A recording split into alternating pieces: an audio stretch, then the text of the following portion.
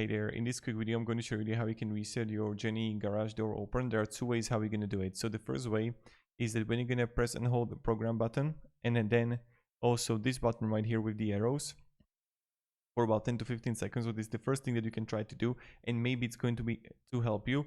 The second thing is that you want to take the top part of it, or maybe just look on the main thing there in a garage, and you're gonna look for the button for reset. It's going to look like this, that you want to hold for, let's say, I don't know, 15-20 seconds, start blinking, right?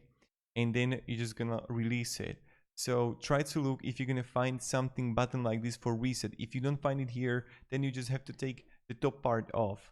It really depends what kind of you have, but take the part off and then just press and hold again, and then you can reprogram it again. So reprogramming, you're gonna press it once and then it starts blinking, and you can start like program it. But this is the two things. So first, press and hold program, then the arrows together to maybe fix the issue, or just look for the reset button for when you're gonna have it in the garage, in the main thing. And you can take the top off and just press and hold the reset button. It's going to look like this right there on the left side. So have a great day and goodbye.